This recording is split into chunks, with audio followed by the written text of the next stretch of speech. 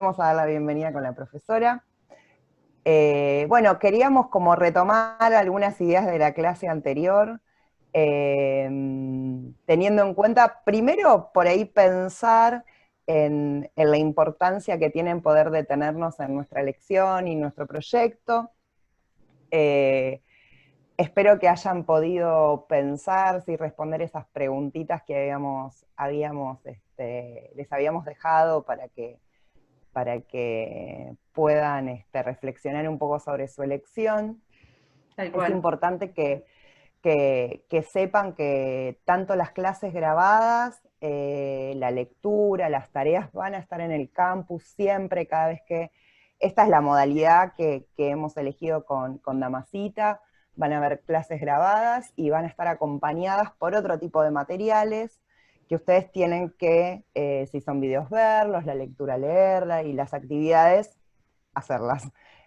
Así que, y nos gustaría también que nos dejen en el foro sus comentarios, porque para nosotros es re importante poder leerlos. Ya los vamos a escuchar, pero por lo pronto leerlos, a ver cómo transitaron la primera semana, y bueno, comienza la segunda.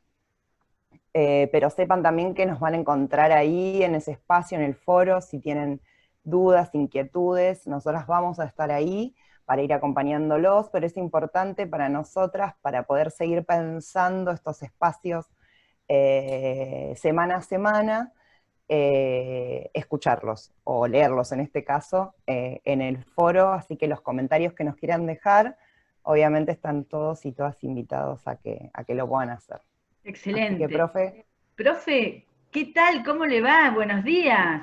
muy bien, O ¿cómo buenas estás? tardes o buenas noches. No sé cómo nuestros alumnos nos Si están no sabemos, escuchando claro, así que hacemos o como en viendo. generar todas las francas horarias. Todas las franjas horarias. Perfecto. Anita, tenemos una tercera clase sincrónica, ¿verdad? Tenemos pensado una tercera clase sincrónica que,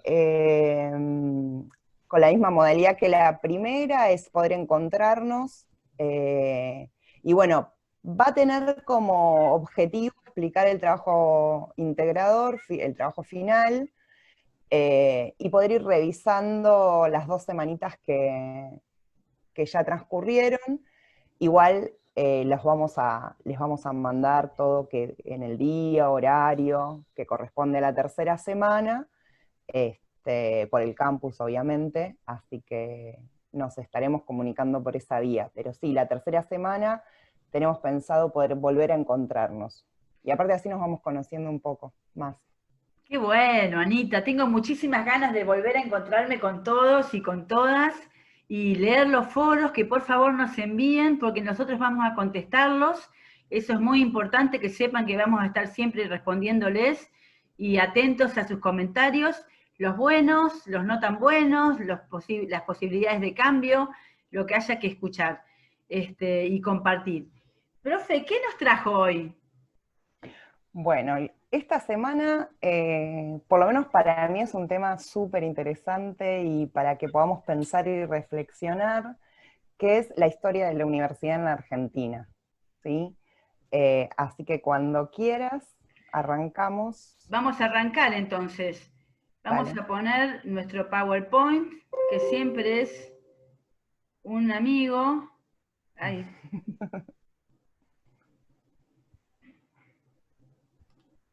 lo que pasa es que se me ha puesto un, un temita acá que no lo puedo cliquear. A ver. Bueno, profe, ¿qué se está viendo en este momento en la pantalla? Ahí está. Bueno, ahí está, ahí se ve, profe, Ahí se con ve. pantalla completa, bien.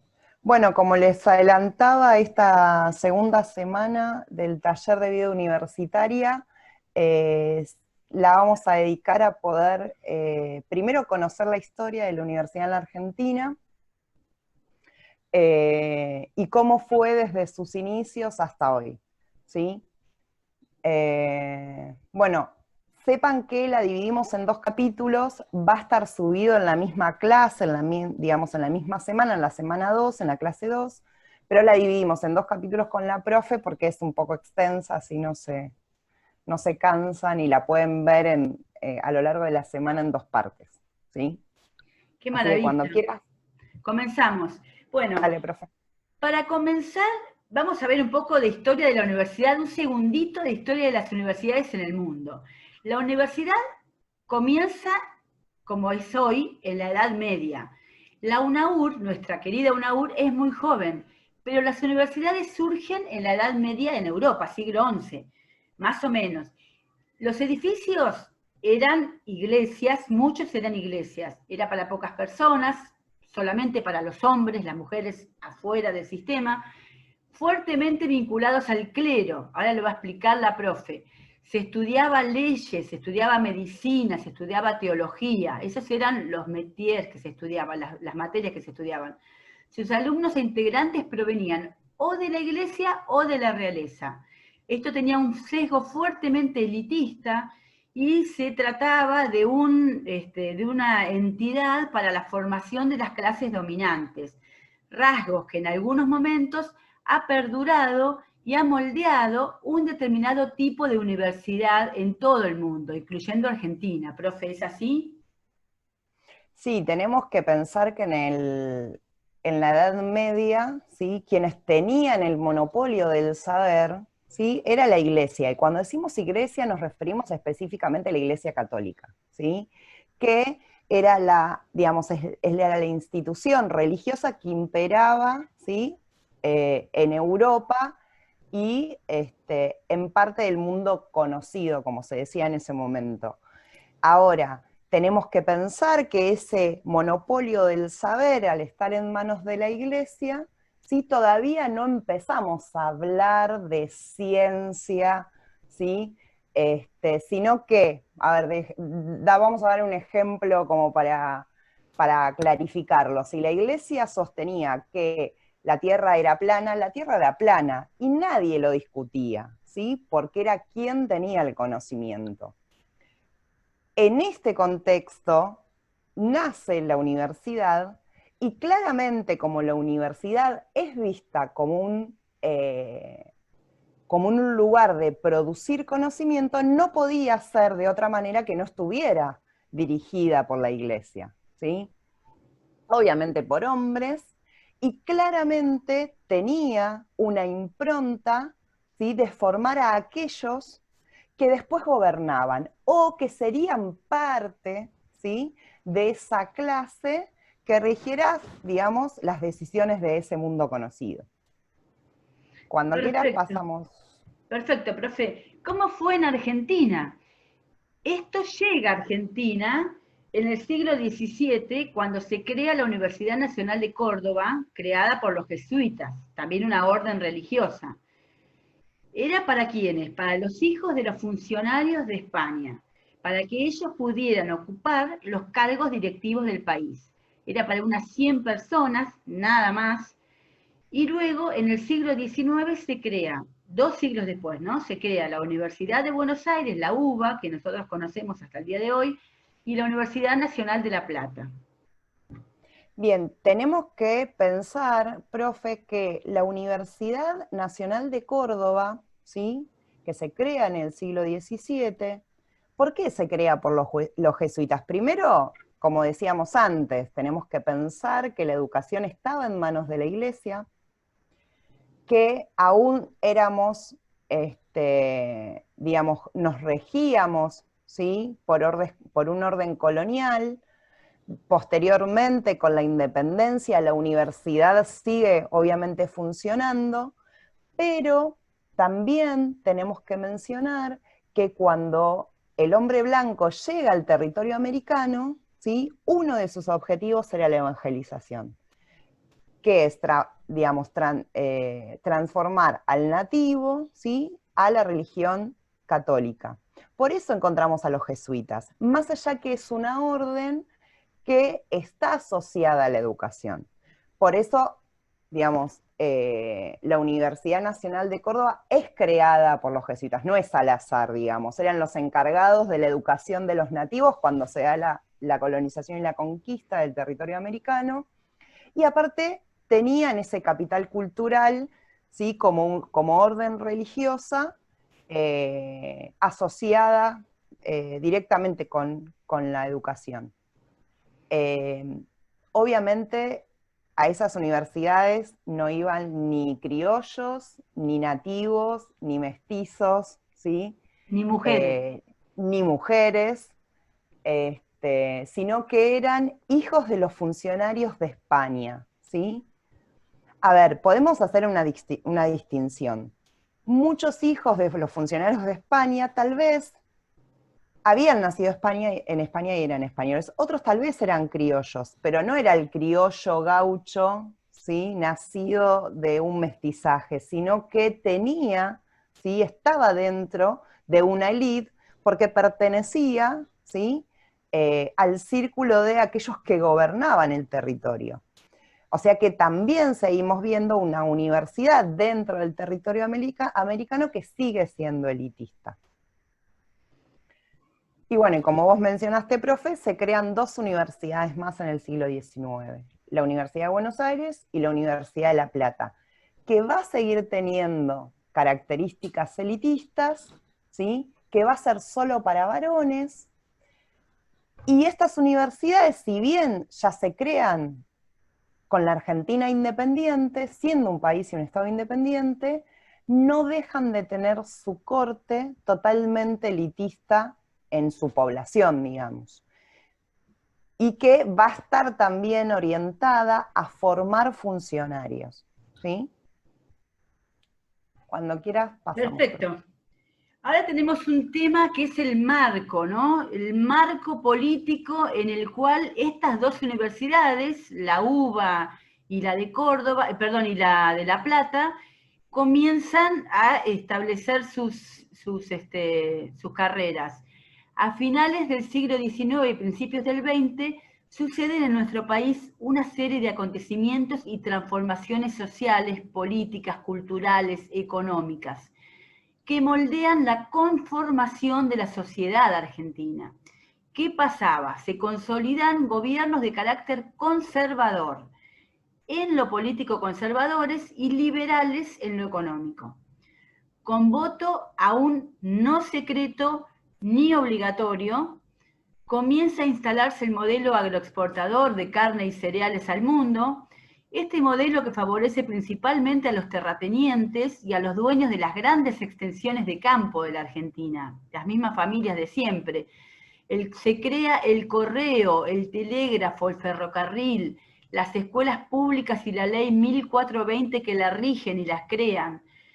Comienzan los empleados públicos, el poder judicial, se estabiliza una sola moneda, se estatiza una sola moneda, se construyen puentes, vías y puertos para llevar esta carne y cereales a los puertos desde los campos.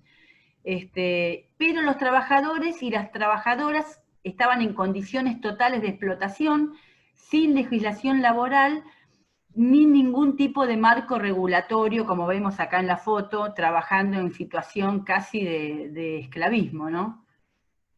Sí, bueno, mencionaste, profe, un montón de cosas, Un ¿sí? montón de cosas. Un montón de cosas. Vamos a poder por ahí mencionar, ampliar un poquito más algunas. Primero tenemos que pensar en una Argentina del principio del siglo XX, ya independiente, ¿sí?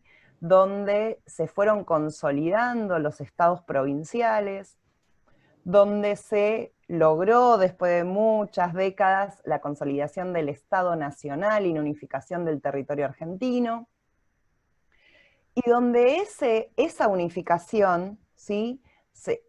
Digamos, y ese modelo de país que se piensa, tiene que ver, primero por un lado, por un lado con un modelo económico, ¿sí? Que va a ser el modelo agroexportador, que es la exportación de materias primas. Por otro lado, ¿sí? Un modelo político, que va a ser el conservador. Cuando hablamos de conservador nos referimos a mantener esa, digamos, esa élite y esa oligarquía en el gobierno, donde no hay grandes modificaciones en cuanto a estructuras estatales, y en cuanto al modelo económico, cuando decimos que estos gobiernos son liberales, nos referimos a que comparten la idea del libre comercio, se refiere a esto, ¿no? Y a la competencia entre la oferta y la demanda. No quiero como extenderme demasiado con esto, pero sí Tema pensar que, extenso. sí, que pensar que, a ver, desde 1880 a 1910, a 1916 tenemos un país conservador en lo político, liberal en lo económico, con un modelo agroexportador que se va consolidando cada vez más y que lo que hace es consolidar esas oligarquías también, ¿no? Y esa élite. ¿Por qué? Porque quienes gobiernan son, en su gran mayoría, son terratenientes, exportadores de carnes, banqueros, ¿sí? Entonces el poder se termina convirtiendo en un, a ver, en una herramienta, el gobierno se termina convirtiendo en una herramienta para gobernar para mi propio beneficio, ¿sí? Eso define a la oligarquía, un pequeño grupo que gobierna para el beneficio propio. Y Exacto. también mencionar que esta sucesión de gobiernos se dan por medio del fraude electoral, ¿sí? Excelente. Algo que quiero Perfecto. destacar, profe, antes de que pasemos a la otra, es que ya con las presidencias de Mitre, Sarmiento de Avellaneda, que son las primeras presidencias liberales, empieza a consolidarse el territorio, empieza a pensarse y a gestarse, digamos, este Estado, ¿no? Y consolidar el modelo. Que ya en 1880, ¿sí? Van a surgir algunas leyes que tienen que ver con el liberalismo, ¿sí? Por ejemplo, la ley 1420, ¿sí? O la creación del registro civil, por ejemplo. Piensen que estos gobiernos conservadores también son laicos, es importante también mencionarlo. Laico quiere decir que es, digamos, separado de la iglesia. La iglesia se ocupa de cuestiones de la fe y el Estado de cuestiones de gobierno, de gestión, ¿sí? La ley 1420 lo que establece y la importancia que tiene es que va a, en el nivel primario, establecer la educación obligatoria y gratuita. En el nivel primario, ¿sí? Va a faltar muchísimo para que sean los otros niveles. Profe, pero Ujú. pasó, al mismo tiempo estaban ocurriendo otras cosas también, que era la llegada de los inmigrantes europeos y las migraciones del campo a las ciudades, que eso vamos a hablar ahora. Este orden dado con el conservadurismo y el liberalismo empezó a crujir por la llegada de los inmigrantes. Aparecen nuevos actores sociales que demandan algún reconocimiento social y político. Ahora nos va a explicar la profe por qué. Son los inmigrantes, incipiente clase media. La ley 1420, bueno, fue la que generó la obligatoriedad de la educación para niños y niñas extranjeros, y la ley Sáenz Peña 1912 establece el voto obligatorio, secreto y universal, que permite que en el 1916 llegue a la presidencia Hipólito Yrigoyen, del Partido Radical, el primer representante de mayorías populares que accedió al Poder Ejecutivo Nacional, a la presidencia. Bien, primero pensar en una ley de obligatoriedad de la educación, ¿sí?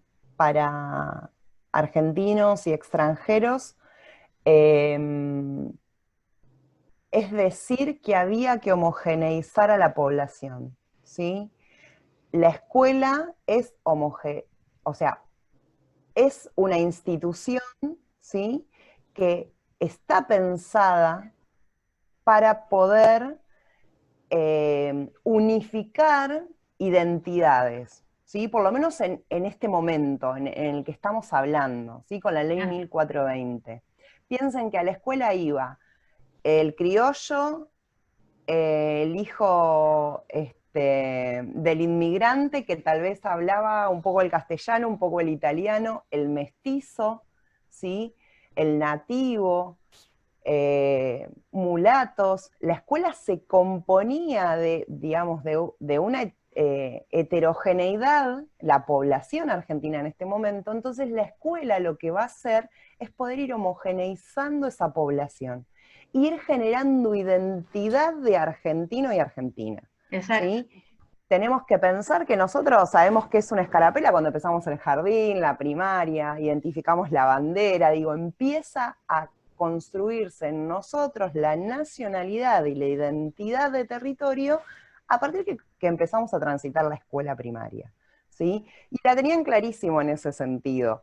Digo, aquellos que pensaron en la escuela como el medio de homogeneizar la población y darle identidad nacional, eh, dio resultado en esta ley 1420. ¿Sí?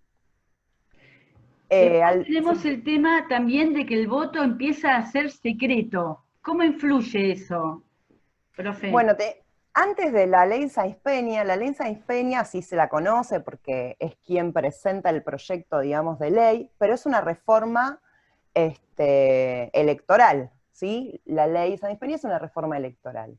Piensen que antes a la reforma electoral, el voto, por ejemplo, era a mano alzada, ¿sí? Era cantado, se hacía en las iglesias, ¿sí? No había padrón, lo que hoy conocemos, ¿sí? Como padrón no existía, y aparte el voto era indirecto. ¿Qué quiere decir esto? Que yo no votaba a un candidato específico. Nosotros hoy votamos por una fórmula de presidente y vice, ¿sí? Por ejemplo. Antes se votaba el partido, ¿sí? ¿Qué partidos teníamos? Bueno, el PAM, que era el Partido Autonomista Nacional, que representaba a los conservadores y a los que eran elegidos por medio del fraude, la Unión Cívica Radical, que estaba representada por Alén y por Hipólito Yrigoyen, y el Partido Socialista. Entonces, imaginemos cómo era antes la votación, antes de la ley. Hacíamos la fila en la iglesia, cuando llegaba digamos, a la mesa ahí, había alguien que anotaba, entonces a mí me preguntaban, bueno, ¿a qué partido vas a votar? No sé, al Partido Socialista, levantábamos la mano y iban anotando, ¿sí? A ver, muchas veces no se anotaba lo que uno decía, era muy fácil o sea, generalmente el fraude estaba en el recuento. Piensen que en las condiciones que estaba la población, como bien mencionaba la profesora en la diapositiva anterior, ¿sí? En un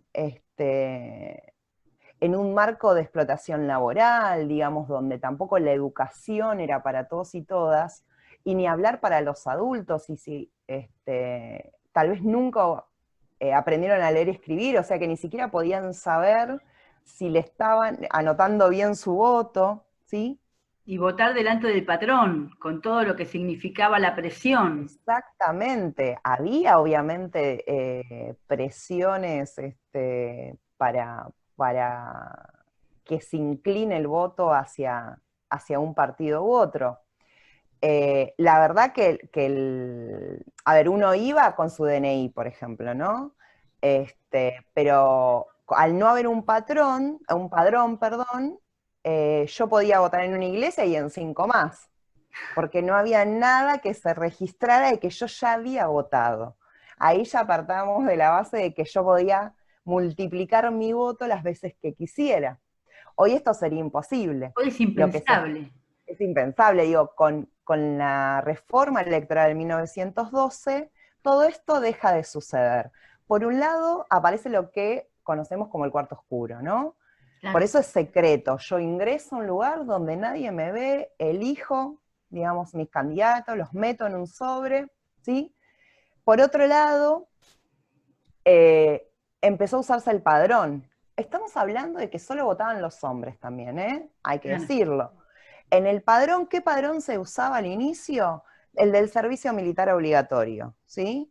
Entonces, era confeccionado por el ejército. Ese padrón, una vez que yo iba a votar, yo firmaba que había ido, entonces, o sea, si me presentaba en otro lugar, claramente si no estaba en esa lista no me dejaban. Entonces Claro. empieza como a conformarse lo que hoy conocemos como es el voto, que en realidad es tal cual, se fue, digamos, obviamente, perfeccionando el tema del padrón, pero el voto obligatorio y secreto y universal, así como conocemos la reforma, lo que permitió fue que no se pudiera hacer fraude electoral y que por primera vez después de muchos años, ¿sí?, llegara al gobierno un representante de otro partido que no fuera el de los conservadores, Claro. ¿sí?, que es Hipólito Yrigoyen, y que encima es un partido que se fue conformando primero como opositor a los conservadores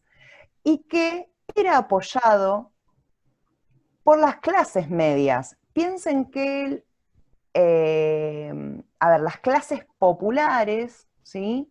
El Partido Radical no llega a las clases populares más, digamos, o a las clases más bajas, sino que estamos hablando, cuando nos referimos en este momento a las clases populares, a las clases medias y medias bajas, ¿sí? Representa al profesional, que cuando hablamos de profesional nos referimos al maestro, a la maestra, al médico, digo, ¿no? Quienes conformaban en este momento la clase media. Y gracias a la reforma electoral es posible que empiece a gobernar otro partido que no sea el conservador, ¿sí? Excelente, profe, explicado el momento político que estábamos viviendo. Y en ese momento, en la universidad también pasaban cosas, ¿no es cierto? Acá Pasaban tenemos cosas. un poquito qué pasaba mientras tanto. Las universidades respondían en espejo al modelo conservador, asociado siempre a otorgar títulos profesionales, de médico, de abogado, para ser diputado, para ser senador, para ser gobernante, y dejando de lado la creación de conocimiento, lo que es la investigación y el desarrollo y el pensamiento científico y crítico.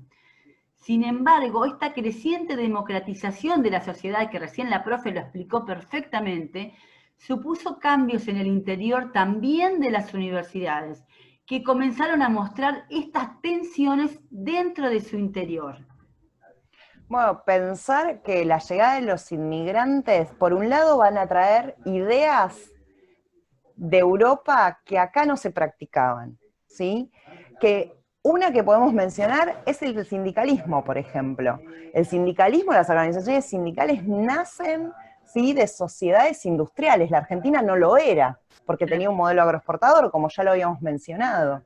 Digo, las ideas socialistas, anarquistas, ¿sí?, empiezan a generar, o de las democracias liberales en Europa, empiezan estos inmigrantes a transmitir a la población estas nuevas ideas, y más en los ámbitos laborales, y la educación no queda por fuera. Las universidades empiezan, ¿sí?, a también cuestionarse, o por lo menos poner en tensión esto de un estado, de un modelo conservador que se refleja por dentro o en el interior de las universidades. El factor inmigrantes cambia en cuanto a la organización de la población, de los trabajadores, de los estudiantes. Si bien muchos de los que ya tenían acceso a la universidad eran argentinos, pero eran hijos de inmigrantes. Y eso también los ponía en un lugar de pensar distinto. Porque también se habían criado con sus padres, ¿sí?, con otras ideas. Y la tensión se va a generar ahí, ¿no? Donde, a ver, se logra que un partido que era opositor gane en elecciones limpias con una reforma electoral. Entonces, eso implica pensar en una nueva sociedad y más democrática, ¿sí? Y eso también se quiere traducir dentro de las universidades. Por supuesto. En principios entonces del siglo XX, los primeros centros de estudiantes en la Universidad de Buenos Aires comienzan a aparecer, centro de estudiantes, figura nueva, que también la profe nos va a explicar. Los estudiantes de la Universidad Nacional de La Plata y Córdoba, muchos pertenecían a familias de clase media, hijos o nietos de inmigrantes, como acabamos de decir, y comienzan a pedir reformas que modernicen y democraticen la universidad. ¿Cuáles eran estas reformas que ellos pedían, profe? Primero pensar que el centro de estudiantes, ¿cómo lo definimos? ¿Sí? Es como el sindicato de los estudiantes, es eso, Exacto, ¿sí? exacto. Es la agrupación que defiende los intereses de los estudiantes, los derechos de los estudiantes. Por eso volvemos a traer la misma idea, esta idea de organización que se empezó a dar en los trabajadores también empieza a surgir fuertemente en la universidad. Por eso vemos acá, ¿sí?, el nacimiento del primer centro de estudiantes, que va a ser en la UBA, en la Universidad de Buenos Aires. Y ya lo habíamos mencionado, pero lo repetimos, las universidades ya para entrado del siglo, o mediados del siglo XX, quienes lo integraban ya no eran solo hijos de la oligarquía, ¿sí?, hijos de exportadores, banqueros, sino que gracias también a la ley 1420, los hijos de inmigrantes que habían podido transitar en el nivel primario y secundario tenían acceso a la universidad, ¿sí? Y acá empieza también a consolidarse esta clase media que hablábamos antes, ¿sí? El médico, el docente, el profesor, bueno, la profesora no todavía, pero el profesor, el maestro, ¿sí? Bueno, las reformas.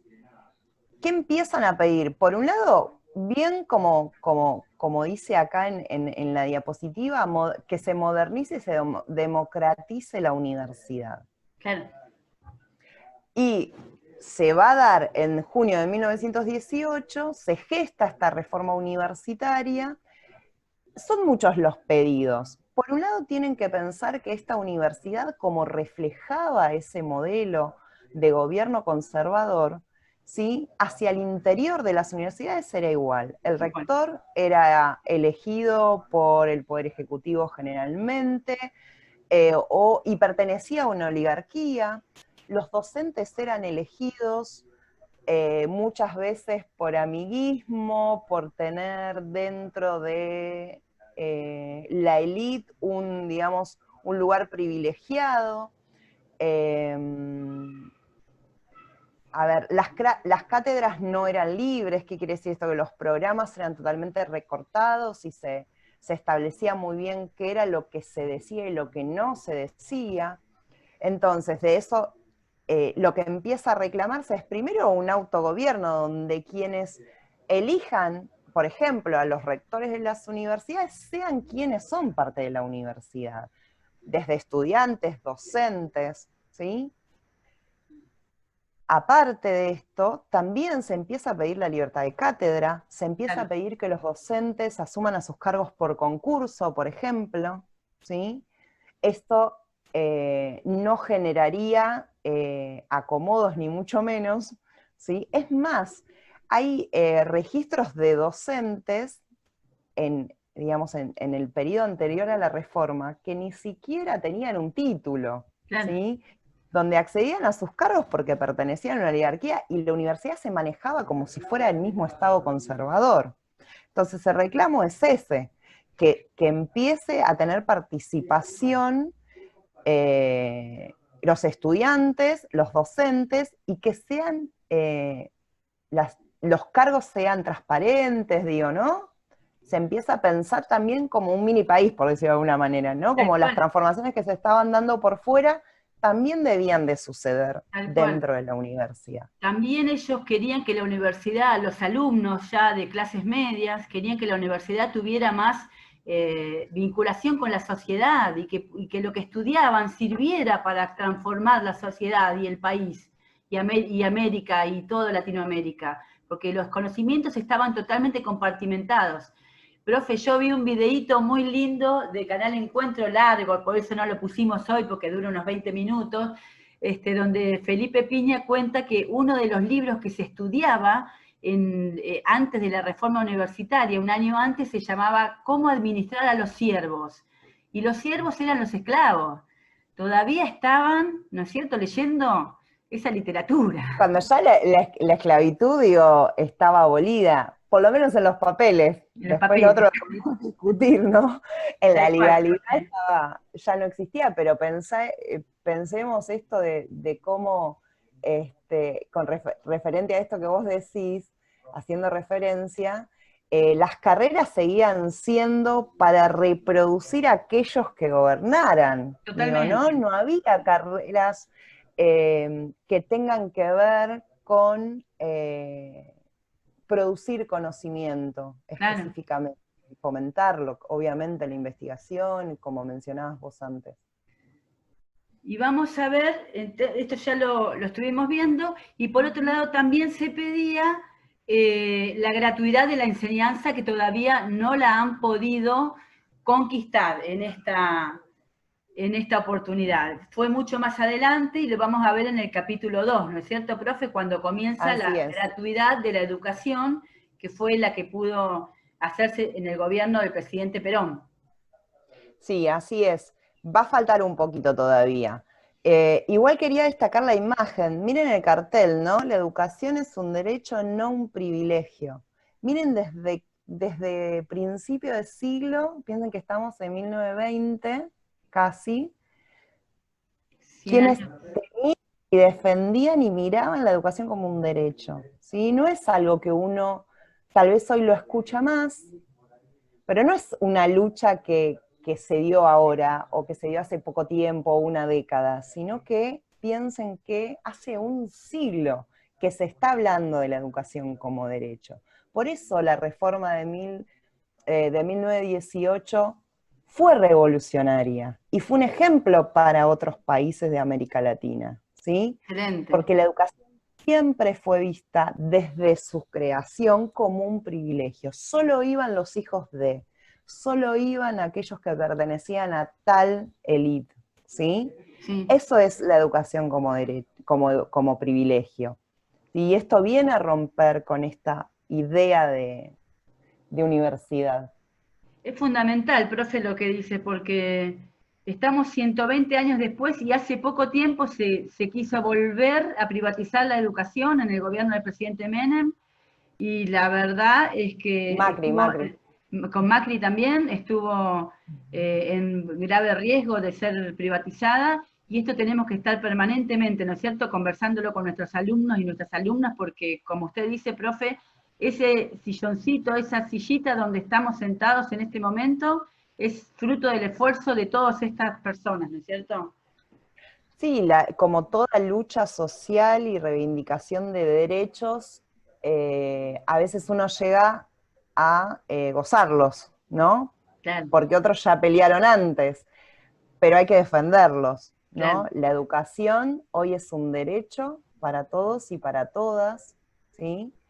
Y tenemos que, y más que ustedes van a iniciar, ¿sí?, su carrera universitaria en una universidad pública, digo, ese espacio, como decía la profe, hay que saber defenderlo, y una forma de defenderlo es no solo cuidando el edificio, empezar desde lo más pequeño, ¿no? Sino estudiando, teniendo ir construyendo, como hablábamos la clase anterior, construyendo mi profesión y mi práctica profesional en bien de la sociedad, ¿sí? Y poder no quedarme con este conocimiento, guardármelo para mí, sino poder devolverlo para Claro. mejorar las vidas de otros y de otras. Es fundamental seguir teniendo y digo, eh, afianzar esta idea de que la educación es un derecho, ¿no? Me parece fundamental, profe. Vamos a ver el videíto de qué pasó con la Dale, reforma del 18. dale. A ver, por aquí.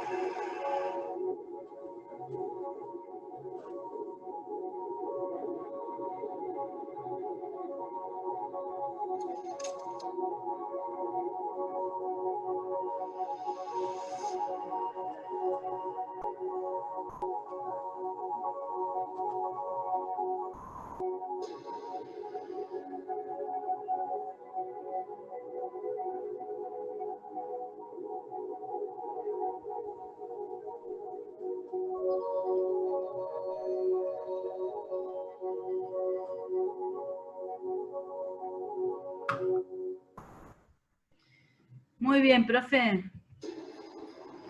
A ver, ahí estamos. Ahí está. ¿Cómo terminó la reforma universitaria del 18? Hasta ese momento, porque después la historia sigue. Los La historia estudiantes sigue. forzaron la renuncia del rector, que era antirreformista, y Irigoyen intervino en la universidad nombrando al ministro de Justicia de la Nación en su lugar. O sea, un peso pesado. Se hizo un decreto con las reformas el 12 de octubre del 18 que contempló ampliamente los reclamos estudiantiles, dando paso a una nueva era en la universidad, en la sociedad y en la educación.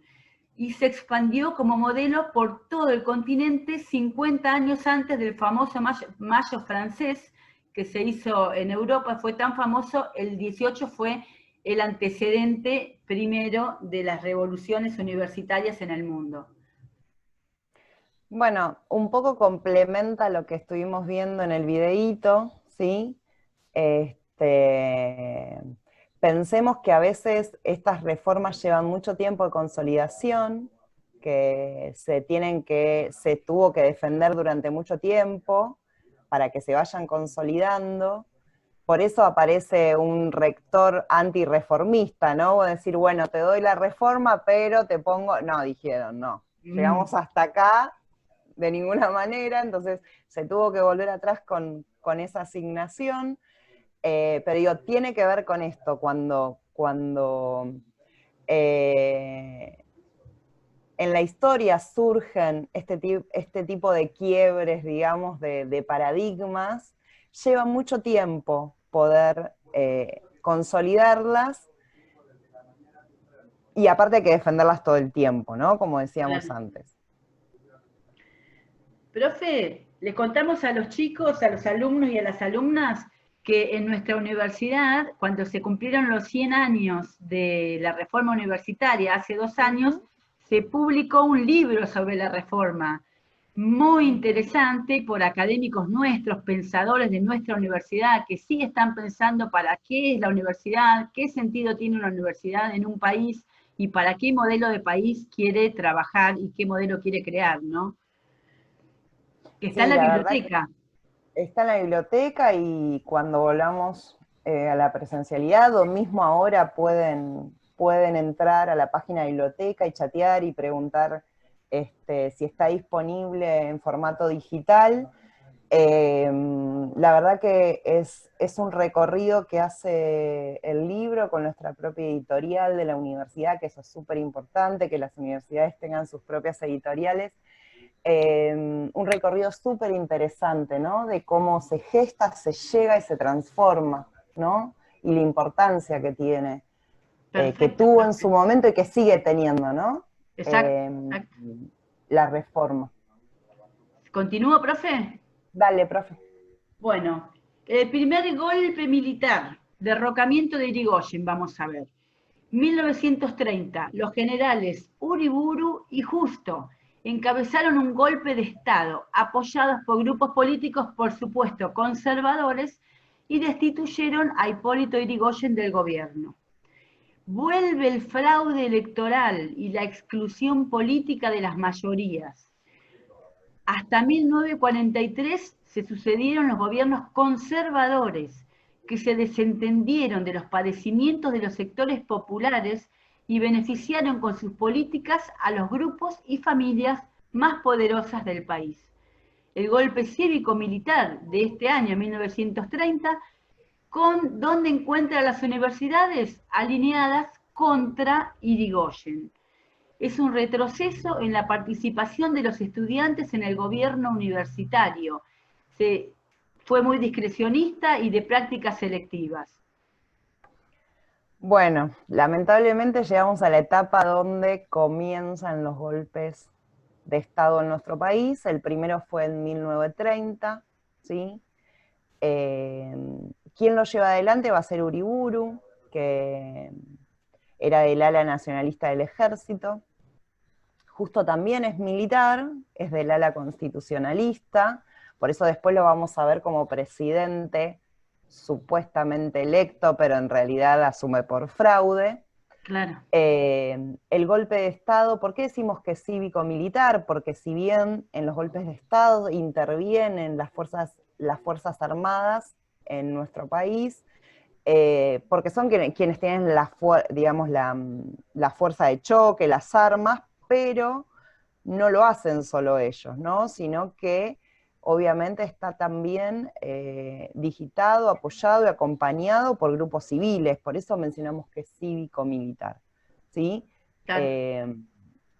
Como para hacer una distinción, porque generalmente acostumbramos a decir golpe militar, pero bueno, no hay que dejar de lado o olvidar la responsabilidad de los civiles en esto. Un golpe de Estado es destituir a un presidente electo democráticamente, imponer en el gobierno a alguien que no fue electo por el pueblo. Bueno, Irigoyen es destituido en el 30, piensen que era su segundo mandato, ¿sí? En el 16 asume su primer gobierno, después va a venir Alvear, que también es del partido de la Unión Cívica, pero es conservador. Así que ahí va a haber como una cosa en el medio más tendiendo al conservadurismo. Irigoyen va a ser electo en el 28 nuevamente, y en el 30, sin terminar su mandato, se realiza el primer golpe de Estado en la Argentina. Vuelve el fraude electoral, ¿por qué? Porque el golpe del 30 considera que, digamos, para poder, primero que vienen y van a ser apoyados por esos mismos, por esa misma élite y esa misma oligarquía que gobernaba antes de Irigoyen, o sea que claramente van a tener van a alinearse, digamos, en las mismas prácticas. El fraude electoral y El en voto, favorecerse económicamente en cuanto a decisiones, digamos, o modelos políticos. Porque pertenecen a una élite, claramente. ¿Sí? claramente. Bien, las universidades, la verdad que siempre son partícipes en la historia. Primero porque la universidad también construye o empezaba a construir pensamiento crítico, a adoptar diferentes ideas, ideologías, ¿sí? Y también se adhieren o no a diferentes hechos o sucesos de la historia. Este no va a ser un caso ajeno, y muchos de los universitarios van a alinearse, ¿sí?, en contra de Irigoyen. Con el golpe de Estado, lo que va a provocar, digamos, dentro del mundo universitario es retroceder en cuanto a la participación de los estudiantes, ¿sí? Profe, Así que perdón, una preguntita. Cuando nosotros hablamos que la universidad está alineada en contra de Irigoyen, no son los estudiantes, son las autoridades de la universidad.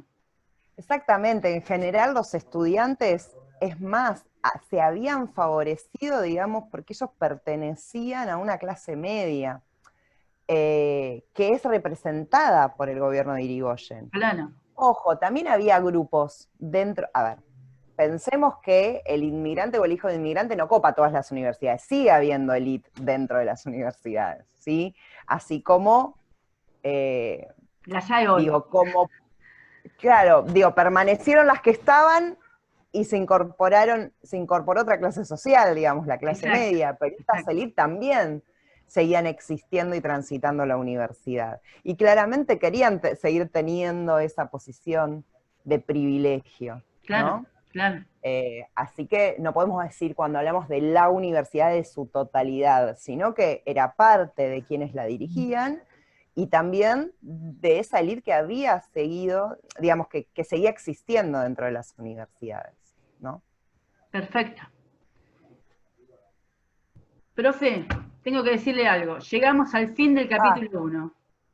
bueno, estuvo, se hizo largo, más o Y menos. sí, porque hay muchas cosas que comprender, y me parece que esto que hablamos en el último momento, que vos estabas diciendo, profe, el valor de entender la heterogeneidad de pensamientos políticos dentro de la universidad, para el capítulo 2 va a ser muy importante, porque vamos a ver cómo la universidad se alinea y no se alinea con los diferentes modelos de país. Esto va a estar permanentemente cambiando. La universidad va a apoyar un modelo de país, permanentemente en detrimento de otro. Y eso lo vamos a desarrollar, ¿verdad, profe?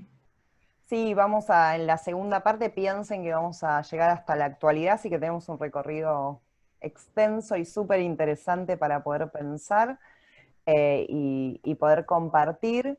Lo importante, me parece que de esta primera parte, eh, por ahí mencionar varias cosas. Primero, que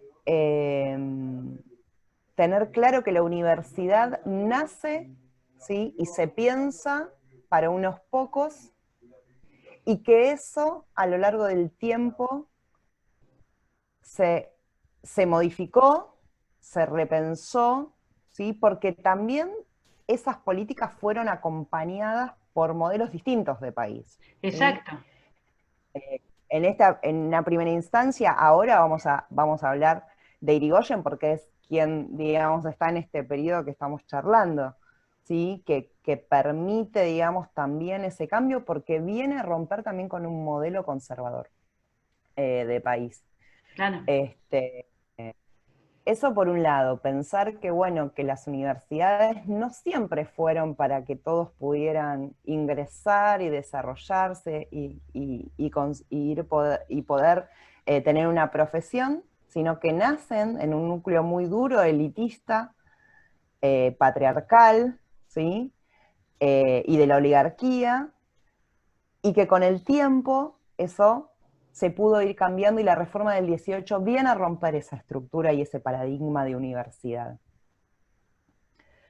Y por otro lado, por ahí también pensar que es, por lo menos hasta donde llegamos hoy, que los golpes de Estado, ¿sí? Cuando los gobiernos democráticos eh, son interrumpidos, ¿sí? Retrocedemos en derechos. Claro. Eso, cuando veamos, nos faltan un montón de golpes de Estado más para mencionar, que los vamos a ver en el próximo capítulo, siempre retrocedemos en derecho, ¿sí? Los golpes de Estado, las irrupciones de los gobiernos democráticos, eh, tienen que ver también con esto de restricción de derechos, ¿sí? Lo que se había ganado en el 18 se vuelve para atrás con el golpe del 30. Es, Perfecto, profe, vamos a dejarlo acá con un suspenso grande para que los chicos y las chicas vean el próximo capítulo que llega hasta hoy. Y siempre recordando que la educación es un derecho, no es un privilegio, y que estamos acá en la universidad pública, gratuita y de excelencia y de calidad, porque muchos estuvieron luchando desde hace 100 años para que esto sea así. para que esto sea así. Muy bien, profe. Bueno, Gracias, nos vemos profe. Nos en el vemos la capítulo 2. próxima. Un abrazo. Adiós.